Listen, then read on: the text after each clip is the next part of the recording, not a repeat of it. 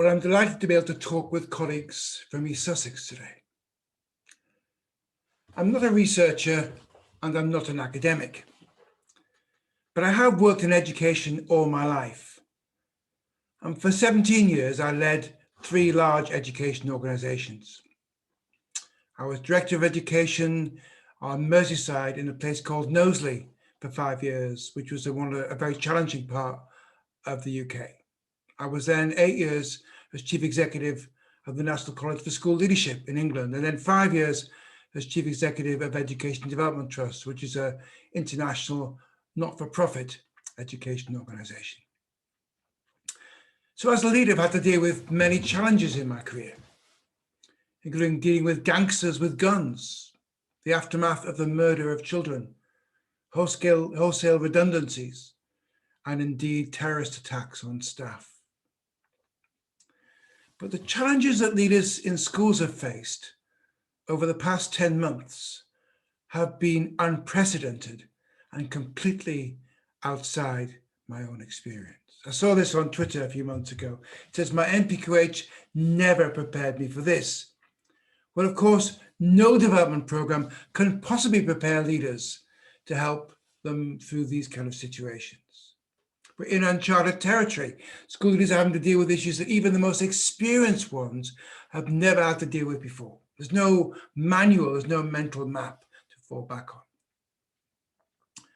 And I know at this time of uncertainty and stress, there's a lot of worry going on amongst those who are leading schools. And one of the most fundamental challenges for school leaders is that safeguarding, not putting children and indeed staff in harm's way, is at the heart of what we are about as school leaders.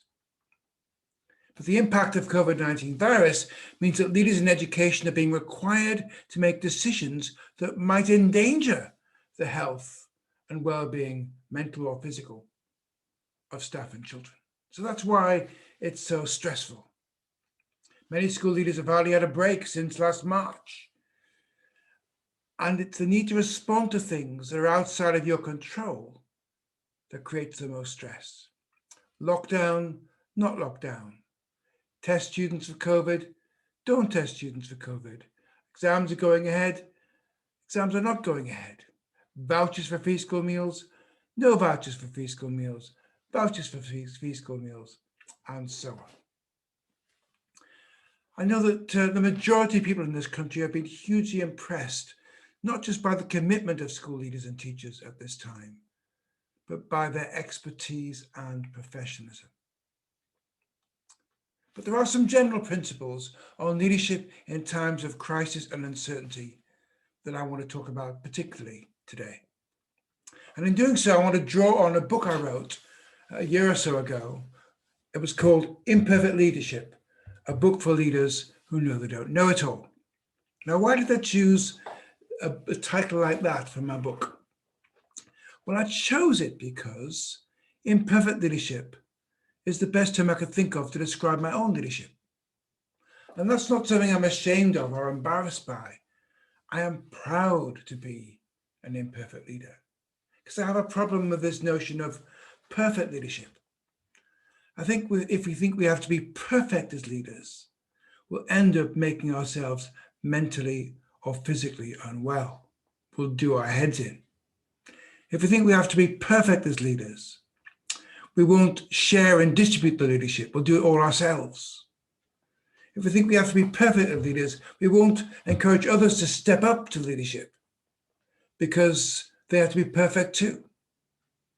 So I think imperfect leadership is a great aspect of leadership and something I'm proud to have as part of my own leadership. Now, in the book, I talk about the main principles of imperfect leadership. I say that imperfect leaders are aware of their strengths and weaknesses and their changing context. Imperfect leaders show up and walk into the wind, but they sometimes make mistakes, so they may need some help to get back up again. Because they don't know it all themselves, they value their teams and empower their teams. They ask for help and are invitational. They demonstrate power and love in their leadership because they know everyone else is imperfect too. They make public promises on the most important things that they want to achieve because they know their weaknesses and they may not do it otherwise. They acknowledge their mistakes and they manage their ego. They learn from their mistakes. They encourage others to step up into leadership because nobody is the finished product. And they are authentic, honest, and try to do the right thing. Now, I can't go through all of these principles today. I'm going to talk specifically about the ones that apply most at times of crisis and uncertainty, and add one or two aspects as well that aren't in the book. So 7 principles on imperfect leadership in times of crisis and uncertainty. Number 1, show up and walk into the wind. Now, the idea of showing up during a crisis may seem very straightforward, but it's surprising the number of leaders who get this wrong. I could have chosen many, many examples to illustrate this, but I'm just going to mention 2 today. The first one, President George Bush and Hurricane Katrina in 2005. Now, the southeastern coast of the USA was devastated. More than 1,000 people lost their lives. Large parts of New Orleans had to be rebuilt. But George Bush, the president of the USA at the time, flew from his home in Texas. He flew over the scene of the devastation in Katrina, but carried on to the White House in Washington. That's where he stayed. He didn't show up at the crisis at Hurricane Katrina. And there was an outcry, and some people say his reputation as a leader never fully recovered. I'm just going to mention one more example of this. Aberfan in 1966. A slag heap engulfed a school and killed 109 children and 5 teachers. Complete tragedy. The Queen felt that she would be in the way, that she wasn't the best person to be there, that she'd be a distraction. Others were more equipped to deal with the situation than her, so she stayed away. It was 8 days before the Queen turned up at the scene of the Aberfan disaster.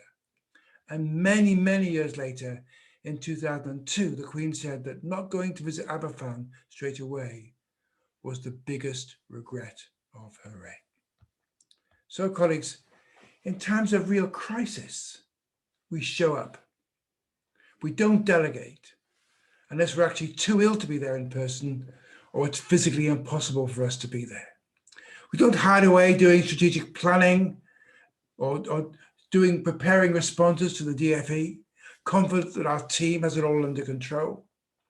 Our team may well have it all under control, but that's not the point. In these situations, the community and those you lead need their leader, the boss, the person ultimately in charge, to be there, to empathize, to show how important this is, to connect with those who are going through this tragedy or this crisis. Now, I've not had to deal with a crisis like that, but I will tell you a story from one moment in my career. When I was Director of Education in Knowsley many years ago now, I got a phone call from a school principal in a secondary school. He said, "I'm telephoning you because I'm frightened for my life." I said, what's up? He said, "Well, yesterday I temporarily excluded a child from the school, and I brought in the father today to talk through why we're doing this and what needs to happen next." And as I was explaining it to the father said, "You will not exclude my child." So I explained to him why we were doing this and what the rules were. He said, "You've misunderstood me. I won't let you exclude my child. If you do, I'll cause you harm. Ask the police about me." So the school principal, when the father and the child had gone, telephoned the police. And the police said, yes, he's a gangster and a killer. We can't protect you. So the principal said to me, "That's why I'm calling you." Now, I could have done a number of things at that point. I could have phoned the police myself. I could have sent a school improvement officer into the school. But what I did do on that particular situation is I said to him, "I'll be there in 20 minutes. So I left my office, I got straight in the car, drove to his school. I went straight to his office and said, "From now on, you are not dealing with this on your own. We're going to deal with this together." And of course, we sorted it. We got the police protection organized for his home and his school. We dealt with the exclusion issue outside the school, and the issue went away. And many years later, I was at a concert in Manchester, and I just bumped into this head teacher. And he came up to me and he said, "I will never, ever forget that when I was really frightened, you showed up." So colleagues, we show up in times of crisis. But we don't just show up, we choose to walk into the wind. Because leadership can sometimes be extraordinarily hard. And for many school leaders, it's extraordinarily hard at the moment. This was an entry on Twitter just before Christmas. Anybody else feeling like leading through the COVID era is like running an ultra marathon?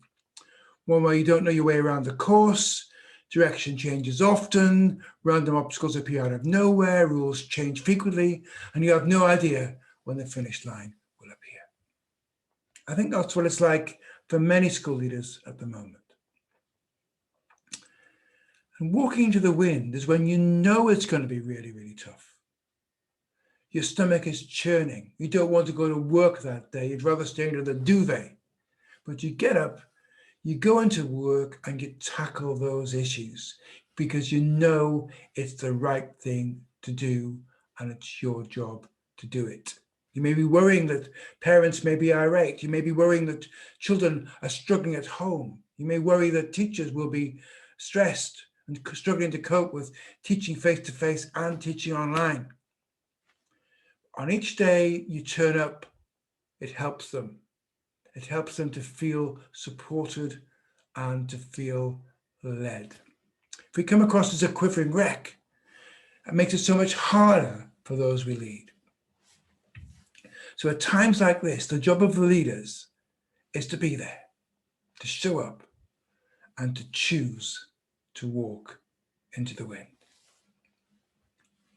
Now, so the question I'm asking is, what have been the most challenging aspects so far for our leadership during the pandemic?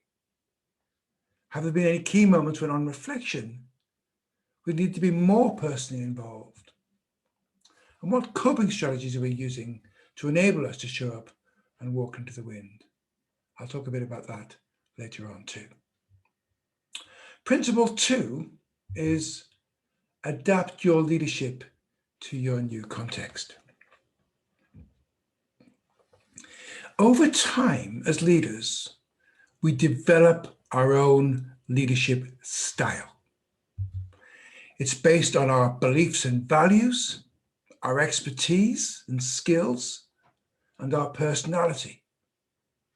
But context matters. So our leadership style has to change as our context changes. Now, there are lots of good things about being an experienced leader compared to a novice leader. Expert leaders, experienced leaders, draw on their previous knowledge, draw on what's happened to them in the past.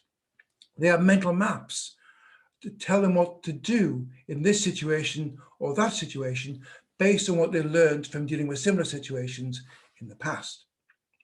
All of that is good. That's how we acquire expertise as leaders. But sometimes we can get a bit stuck.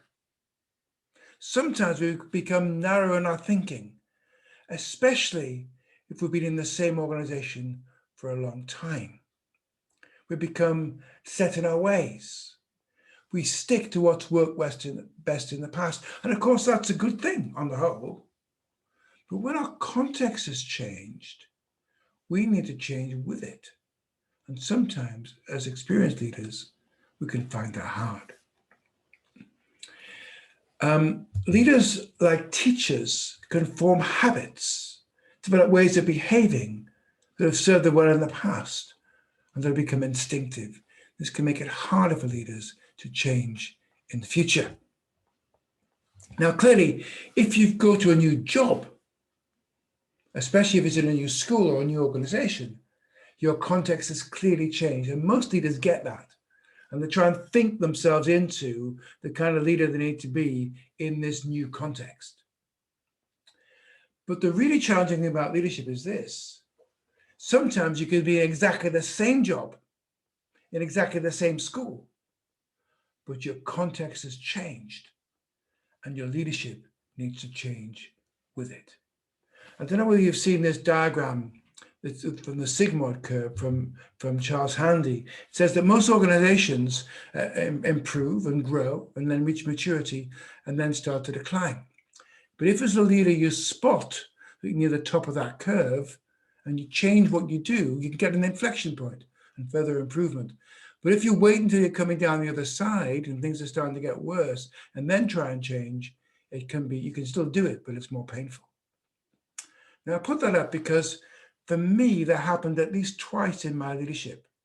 Things had been going well. I was leading quite successfully, it seemed. But I failed to spot that my external context was changing so much that I needed to change the way that I was leading. And I failed to spot that until it was too late and it became much more painful to change. So my question is this.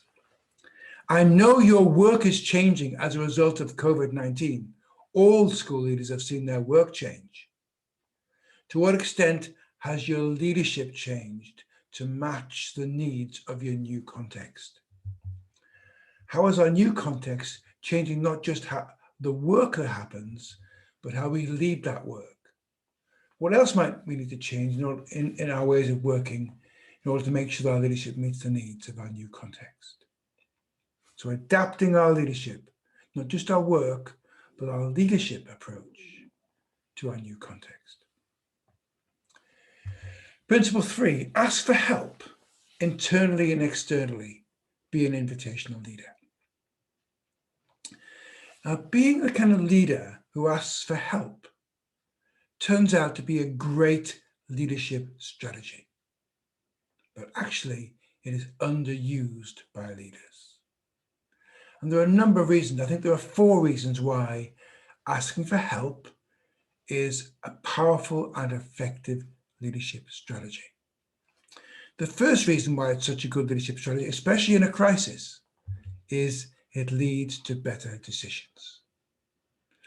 Now I'm going to show you a photograph. This is a photograph of the office I used to work in Knowsley on Merseyside when I was Director of Education. I had an office looking out one of those windows, and the view I had was McDonald's and the car park. That was the view I had. And I spent 5 years there. It was a challenging job, but I loved it. But it was only 80 schools I was working with, a small authority. And I went straight from that role to being Chief Executive of the National College for School Leadership in England. I don't know whether any of you ever went to the headquarters in Nottingham, but they were very posh. That was a photograph of the building. It had a moat and a lake. It had swans and the occasional heron. It had 100 ensuite bedrooms, a posh restaurant, and a bar. That was a photograph there you can see of the bar. Now, when I got the job as Chief Executive of the National College, I was told that one of my roles was going to be to advise the Secretary of State on school leadership issues. Well, I'd never even met a Secretary of State before, never mind advise them on school leadership issues. I was completely out of my depth. And when as leaders you find yourself, as many have during this pandemic, out of your depth and not knowing what to do, the best thing you can do is ask for help. What I did was get myself 4 mentors. The first mentor I got was Estelle Morris, former Secretary of State. And she was fabulous. It helped me to understand how government worked, how officials operated, how ministers worked. That was invaluable to me. The second mentor I got was Sir Tim Brickhouse, who was then the London Commissioner. And Tim was a great strategist and also full of moral purpose and values. And I wanted to make sure I held on to my values and my moral purpose, but I also wanted to think about the best strategies for this job. And Tim was great on both of those things for me.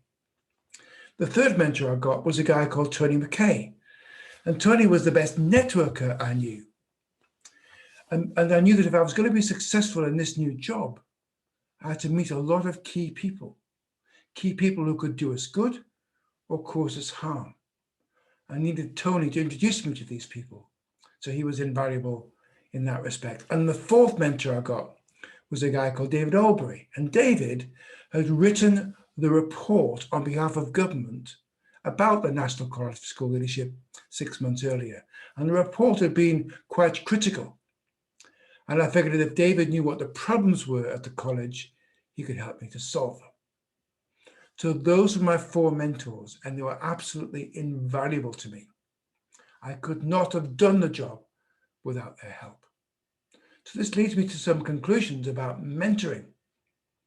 First of all, why would any of us think we could do a leadership role without help, without mentors? Secondly, why would you ever want a mentor foisted upon you? You should choose your mentors because they need to have expertise that you don't have. And thirdly, why only have one? I've always had 3 or 4 right through my time as a leader, most 17 years. I've always had 3 or 4 mentors. I've changed those mentors over time, but I've always had 3 or 4 because you just get more help. And the last point I make is this: the longer I'm in the job, the more I need mentors, not less, because I get too close to the organization. I need someone from outside the organization to give me an external perspective and to challenge me. So asking for help just leads you to make better decisions and to be a more effective leader. And I just think I'll give you 2 examples of this, one a positive and one a negative. I don't know whether you saw the quote from Jurgen Klopp just before the first lockdown when he was asked why he was playing a football match. He said, "I'm a football manager, not an epidemiologist. Ask me about football and management. Ask the epidemiologists about coronavirus." So Klopp knew what he was an expert in and what he wasn't an expert in, and he asked for help in things he wasn't an expert in. Compare and contrast that with President Trump around about the same time, or shortly after that, talking about injecting disinfectant in order to combat the virus. He was someone who thought he was an expert in everything and wasn't looking for external expertise. So if we want to make good decisions, we ask for help. We seek out expertise that we haven't got. We talk to people who know more than we do, and it enables us to make more effective decisions. The second reason why asking for help is such a good idea is that it builds collective ownership, and this is key. If you say, "I've worked it all out, and I know exactly what we're going to do, you follow all my instructions, do it this way exactly, off you go." That sometimes works. But if you say, "I've thought carefully about this, and I've decided this is the right direction for us. This is the broad direction in which we now need to go. But I need your help to make it work. I need your help to do some creative problem solving, to remove some of the barriers. We need to work together to shape it, to make sure it's really effective." That builds a sense of collective responsibility. You're far more likely to get people feeling collectively responsible and owning that action rather than just done to them. And time again, we see political leaders failing to do this, not engaging with the profession to ask for help and work it through together, just saying, "We're going to do it this way." So asking for help at local level, at school level, at national level, builds a sense of collective ownership. As long as you give a steer, you're not saying I haven't a clue. You've got some ideas, you know the way forward, but you need some help to make it work and to sharpen it up. The third reason why asking for help is such a good thing to do is it builds trust amongst your team and encourages others to ask for help too. I don't know whether you've seen the work of Patrick Lencioni and his book, The 5 Dysfunctions of a Team. He says one of the most important things about effective teams is that they trust each other. He says, if there's an absence of trust, it leads to lack of openness, which leads to fear of conflict, which leads to artificial harmony, which leads to lack of commitment, which leads to ambiguity and vagueness, avoidance of accountability and those standards, inattention to results. And in the end, it's all about me rather than about the team. And he says, if you see teams that really trust each other, that are working really well together, you see these kinds of behaviors. They admit weaknesses and mistakes. They ask for help. They accept questions and input about their areas of responsibility. They take risks in offering feedback and assistance. They appreciate and tap into one another's skills and experience. They offer and accept apologies without hesitation. Colleagues, how can we possibly expect our team to trust each other and to exhibit these kind of behaviors if we don't model it ourselves as the leaders of those teams, and by the kind of leader who asks for help and welcomes challenge on their areas of responsibility? It's interesting. Sometimes if we devolve responsibility, and the people we've devolved responsibility to in our team don't ask for help when they need it, things can go disastrously wrong. Let me tell you a story. Many years ago, when I worked in a local authority, each local authority was required to write and produce and submit an education development plan to the Department for Education. And these plans were marked and assessed by advisors. And if the plan was seen as poor, you could get sacked, you could lose your job, you could certainly not get the resources you need to implement school improvement. So it was a very high stakes thing to do. And when it was first introduced, I was assistant director in a local authority. It was my responsibility to produce this plan. And the plan I wrote had been very, very well received by the department. It had been praised by the department. So 3 years later, I'm now Director of Education in Knowsley. We've got to do another plan. I'm in a different authority. And I delegate the responsibility for that plan to one of my team. And I say, here's a good example of one I produced 3 years ago. It'll help you. Now, to cut a long story short, this went disastrously wrong. Disastrously wrong. And the reason, in my view, it went disastrously wrong is on reflection, I came across as too much of an expert. I came across as the person who knew it all. In fact, I was potentially intimidating.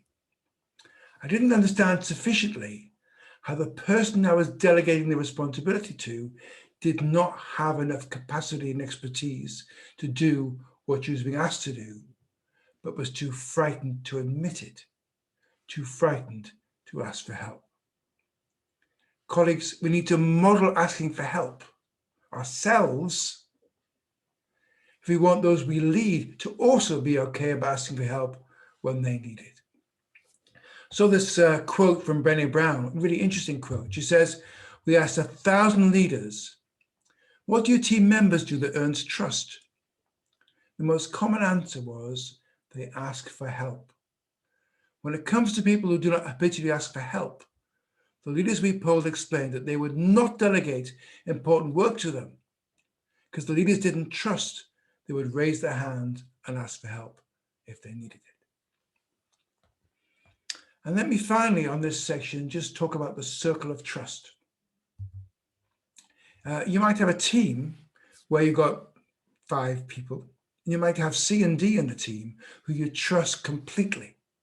They're absolutely on your wavelength. You can cut corners. It's brilliant to work with them. Then you have B and E on the team who are okay. There's not a problem. There's not as much trust as C and D, but they're okay. And then you have A, and there's some issues. There's a lack of trust. There's not a reciprocity there. My question is, how are you going to bring A into the circle of trust, and indeed B and E? And my suggestion to you is this: the best way to try and do it is by modeling imperfect leadership yourself, by asking for help, by modeling the trusting behaviors that you're expecting of your colleagues. So asking for help builds trust amongst your team. It models it. And finally, asking for help means if you may struggle if we don't ask for help. Now, at the moment, it's a tough time for school leaders. And it's crucial for our own survival that we are able to ask for help. And I wonder how many heads are struggling and even going under, but not asking for help. I like this quote: fall down 7 times, get up 8. It's an old Japanese proverb. But imperfect leaders may well need support to help them get back up again. That's why it's so important to ask for help. In the interest of our own personal well-being, we need to be able to ask for help from a colleague, from a friend, from a partner or family member. Sometimes actually asking for help means that we admit to ourselves that things aren't right, that we need to change things. And asking for help can be the first step to addressing the fact that we're struggling. So my question is this: what sometimes prevents us from asking for help internally or externally? How are we using invitational leadership in order to build trust amongst our team? And are we able to recognize the times when, for the sake of our own well-being, we need to ask for help? Principle 4, be decisive, but be quick to review and, if necessary, amend. See, in a crisis, people want strong leadership. They want decisiveness. They want a clear direction. What they don't want is dither. Sometimes what's important is just to make a decision. But in unprecedented situations, and we're still in one, it's possible that we make a decision in good faith, but it's the wrong one. So on the one hand, we need to be decisive. On the other hand, we need to be open to the fact that these are best guesses rather than certainty. We may be wrong. So we move forward, making clear decisions, having asked for help and taken advice and listened to the expertise. And then we review those decisions. And if it turns out we've made the wrong decision, we change our mind and apologize and accept responsibility. As my friend and former colleague, David Bell, says this: if we made a bad call at the beginning of the crisis, or we've misstepped along the way, change course fast and don't make sorry the hardest word. See, some national and government leaders seem to find it impossible just to say sorry, we got it wrong. And acknowledging responsibility is key here. Saying, I'm sorry you feel upset about something, doesn't fool anyone. When it comes to an apology, the most important component is an acknowledgement of responsibility. Say it's your fault that you made a mistake. My concern is that with some leaders at national level, and political leaders and stuff, is that when they've made mistakes, they haven't acknowledged them. Now, you're bound to make mistakes in times of crisis and uncertainty. We're in a pandemic. You're bound to make mistakes. It's not about making a mistake that's the issue. It's when you don't acknowledge it, and even worse, when you blame others instead of taking responsibility. We are all imperfect leaders. People will forgive leaders who sometimes make mistakes and admit to them, but they hate a cover-up or a blame culture. So my question is, what key leadership decisions have we taken during the pandemic? And how have we needed to amend or adjust them in any way? And how good are we at accepting responsibility when things go wrong and changing tack accordingly? It's a key aspect of leadership. Principle 5, deal with the urgent, but build in some space for the strategic and for the future.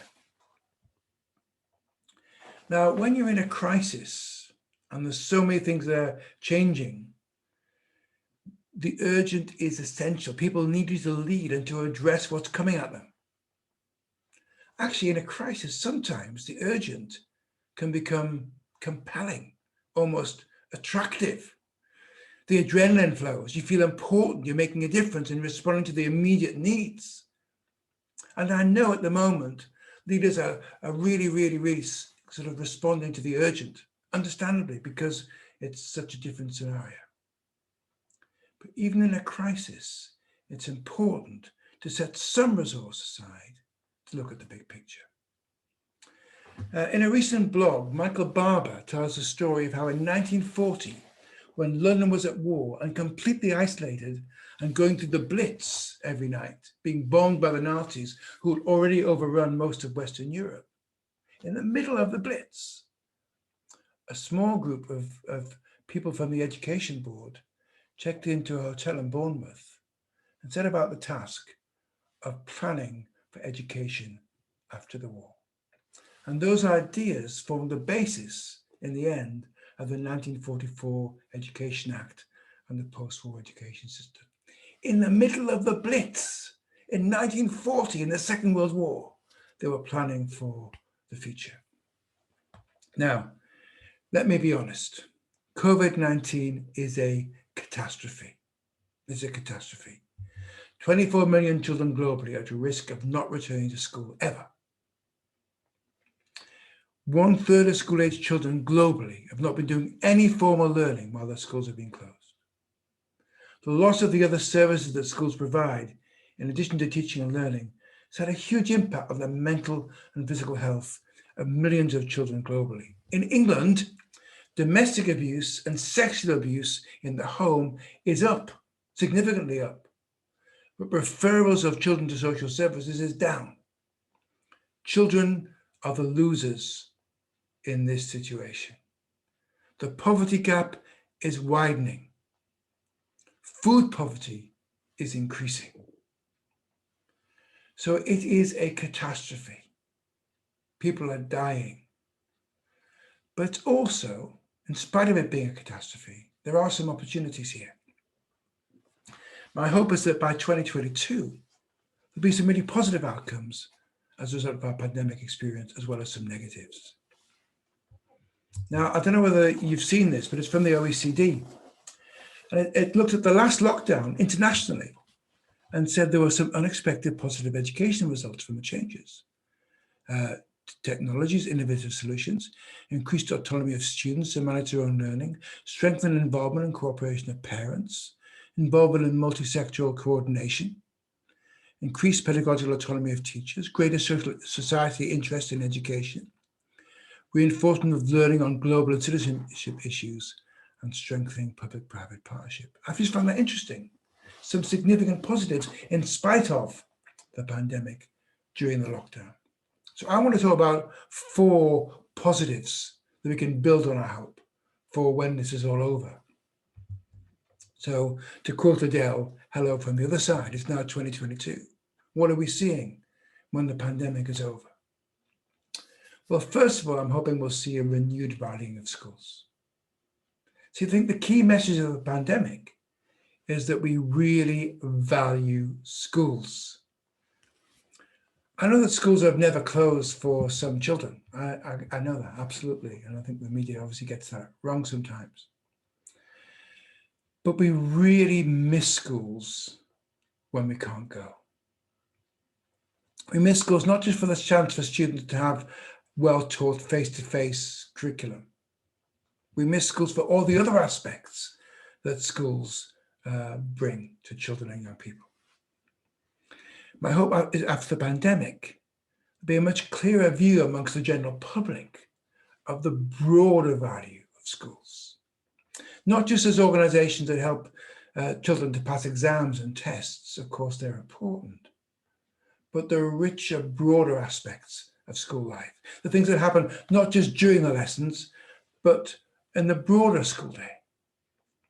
You see, for some students, school may be the only place where they have a positive and varied relationship with a significant adult, or even a chance to spend time with a friend who likes them. For some students, it helps them to explore possibilities, not just in classrooms with teachers, but in other kinds of social interaction that take place during the school day. Schools connect us with people who are like us and people who are not like us. So they help young people to explore identity and understand diversity. And also, we miss schools for the humor and for the interaction, for the sense of belonging. And of course, that applies to staff as well as to young people. So my hope is that after the pandemic, the general public will have a deeper appreciation of the great value that schools bring, not just to the passing of examinations, but to the broader life of the nation. Secondly, stronger links between schools and parents developed during lockdown could continue to grow and embed. Most schools are saying that they've got better relationships with parents than they used to, because they've been having to talk directly to parents more than they have had to in the past during lockdown. So maybe we can build on that, those stronger relationships as we come out of lockdown when we get into 2022. Thirdly, use of technology. We've seen better use of technology. And when we get back into lockdown, maybe a better use of blended learning to augment face-to-face teaching and learning. I found it really interesting, by the way, that in Singapore, they've just announced, even after the pandemic, they're going to have 1 day a fortnight when children learn at home, even after the pandemic. Interesting, 2 days a month, where they can give them more flexibility to learn in the home environment. So, and I do think that blended learning, use of technology and face-to-face together, is going to be more powerful when the pandemic is over. More flexible working. Parents have really valued the chance to go to parent evenings without having to be there in person, but to be there virtually. Many of that people will want to continue that once the pandemic is over. Virtual SLT meetings in the same way. And more effective virtual professional development.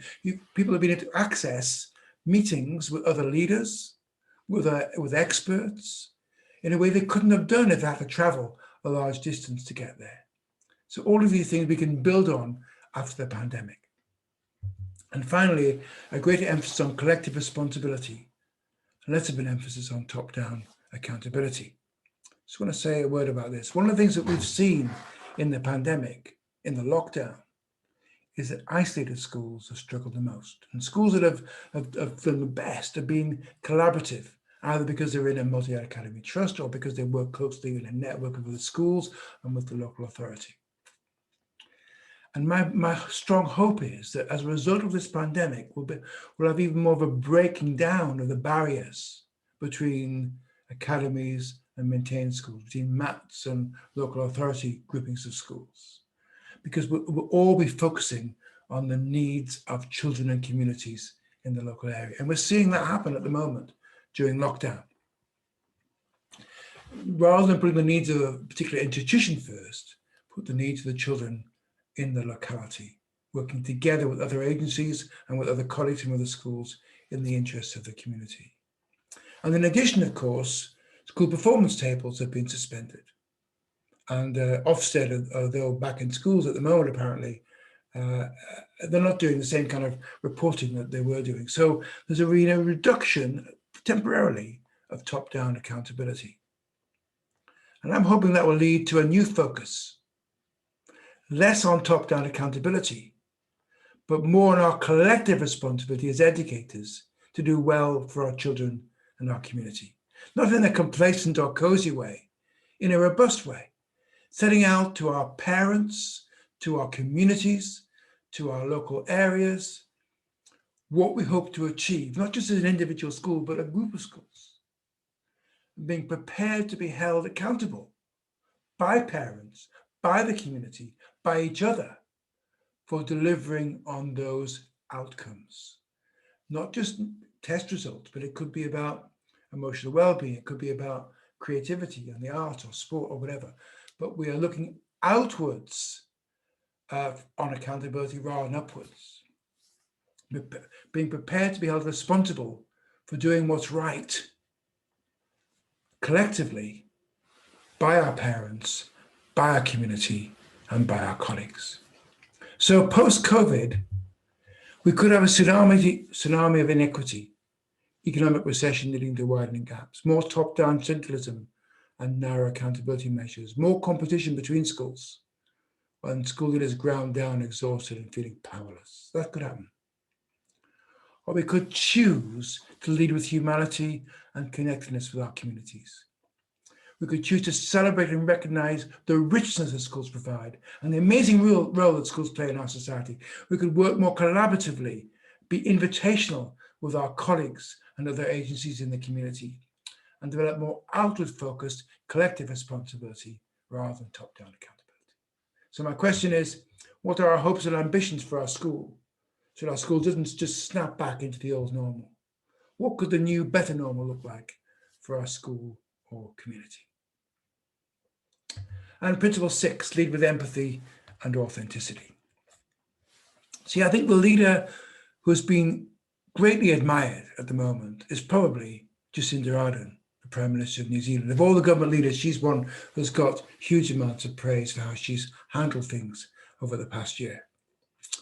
Because leadership is a task with humanity and authenticity at its heart. And Jacinda Ardern, the Prime Minister of New Zealand, has that in bucket loads. When she talks to people in New Zealand, they don't feel she's talking at them. They feel that she's standing with them. Remember how she announced that in the middle of the crisis that she would take a 20% pay cut. And so would all her top team, and so would public service CEOs, because they were so identifying with what the citizens were going through, so empathizing with them, that they wanted to share in their pain.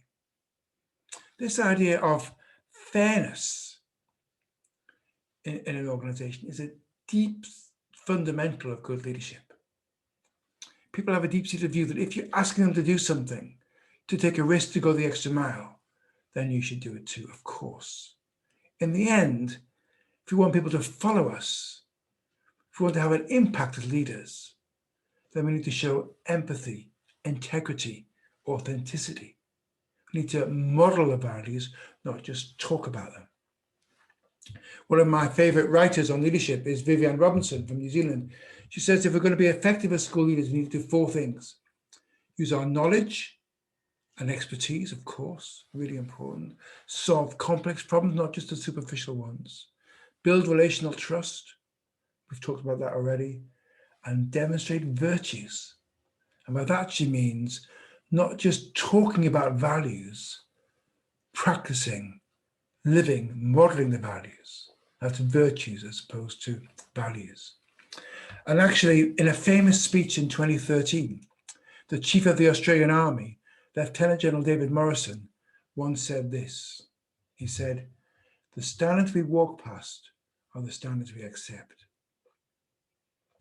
It's not just what we do, it's also what we choose not to do, what we choose to ignore rather than to challenge.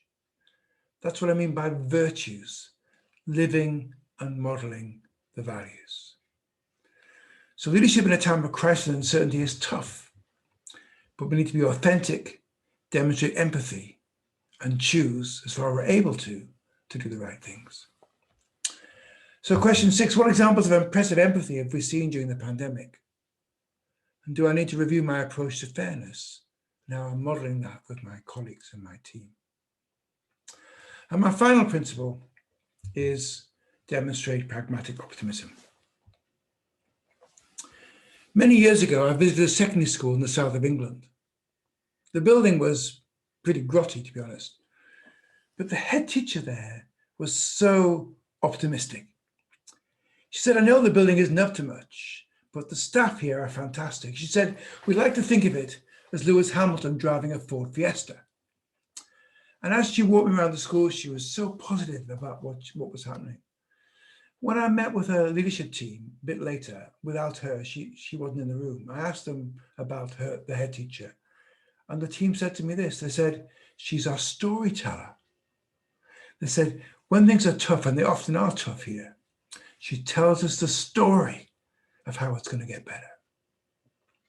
I like that concept. The leader as the storyteller with a compelling, positive narrative. But I'm worried about leaders who are overly optimistic, blindly optimistic, over-promising, and then under-delivering. Frankly, we've had enough of that from the government over the past 9 months. It leads to distrust and it leads to despair. I'm talking about pragmatic optimism. And I think it's really important at a time like this. Many of you will know the story in Jim Collins's book, Good to Great, about the Stockdale paradox. During the Vietnam War, Stockdale was held as a prisoner for over 7 years, and he was repeatedly tortured. He was asked later why he survived, while nearly everyone else didn't. And he said his response was, "Now the optimists nor the pessimists lasted long." The optimists kept thinking they'd be out by Christmas or by Easter, and they couldn't cope with the disappointment when that didn't happen. The pessimists thought they were going to die anyway, so many gave up. He found that the way to stay alive was by embracing the harshness of his situation, but doing so with a balance of healthy optimism. He described it as a paradox.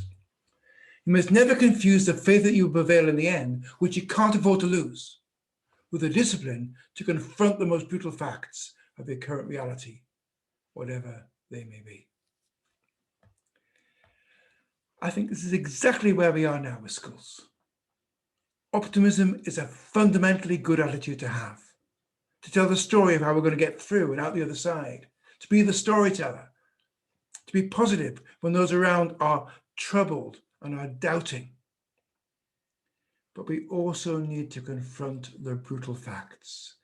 This is not a quick few weeks and then everything will be back to normal. We need to be honest and confront the reality of the situation we're dealing with. We need to plan rigorously. And in these uncertain times, we may need plan B and C as well as plan A. We need to manage risk. We need to stay focused on what really matters. And we need to know where we are on the journey.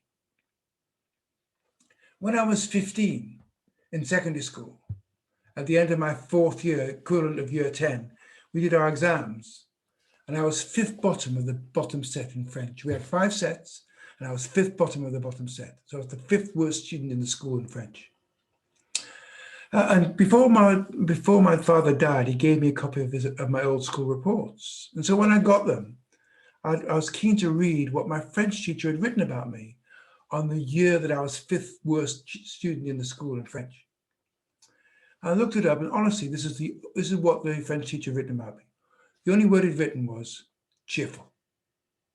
Now, actually, cheerful is a good thing, but when you're 5th bottom of the bottom set, it's not the only thing you need. You need to pull your finger out. You need to get your act together. You need to work harder. And you need to try and pass your O-level. And frankly, I did manage to scrape my O-level. But part of our role as leaders is not just to be blindly optimistic. It's to prepare our colleagues for tough times, to be honest about bad news and the challenges ahead. See, some leaders always give out messages of tough times and problems, but it's as if they are saying how hard it is for them, what a hard time they're having. No wonder their staff feel ground down and unhappy. They don't want to hear how hard it is for you. But others can be overly optimistic. They can hide the challenges, pretend they're not there. There are significant challenges involved in this lockdown and this pandemic.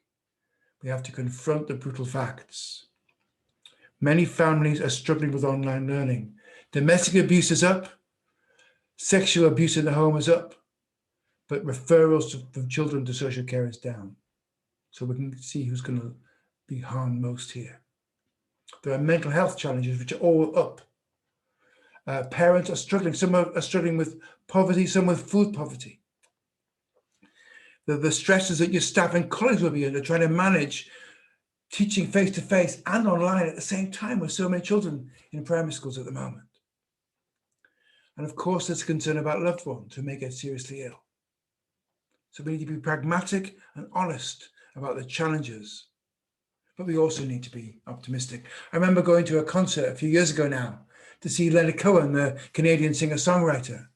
And he said this, he said, "I've spent much of my life studying the great philosophies, but cheerfulness kept breaking through." Colleagues, I know it's tough, but cheerfulness is an essential element in these challenging times. Our colleagues need it from us. Let's make sure that cheerfulness can still break through. When I went to be Director of Education in Knowsley many, many years ago now, we had the 2nd worst GCSE results in the whole country. But after a year of my leadership, we had the worst GCSE results in the whole country. And I remember going live on Radio Merseyside the morning of the results coming out, and the broadcaster said to me, "With respect," she said, "with respect, just give up, it's hopeless." And then the Daily Mail rang me up that said, we're doing a story about the worst local authority in the country who'd like you to do an interview.